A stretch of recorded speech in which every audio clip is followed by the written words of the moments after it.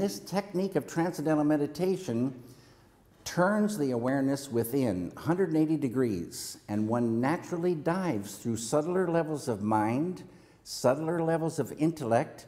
At the border of intellect, you transcend.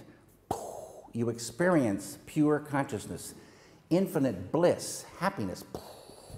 It's the most beautiful, profoundly beautiful experience. And every time you experience that eternal level, modern science's unified field, you infuse some of that. Whatever size ball of consciousness you had to begin with now begins to expand. You're expanding that consciousness. When you expand that ball of consciousness, now you can catch ideas at a deeper level. Expand it more, catch ideas at a deeper level. And you're making the subconscious conscious until one day the full potential of the human being is you have infinite consciousness, enlightenment. It's a real thing. It's not hocus pocus, anything strange. It's natural.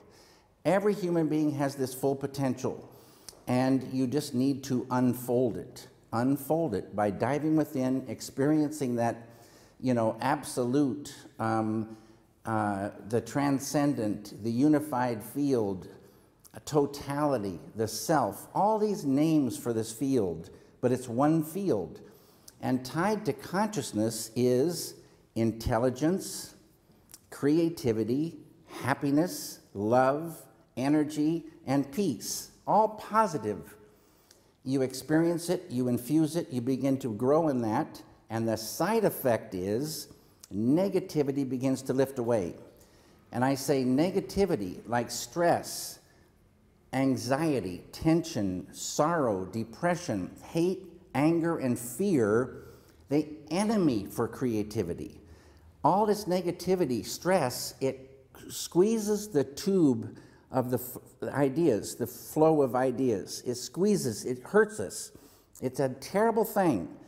When these things start lifting, you work and live in more and more freedom. So ideas start flowing. You got more and more energy. People are so fatigued these days. There's so much stress. There's so much, torment. You start doing this, you clean the machine, and you bring in the gold. And it works first time, every time.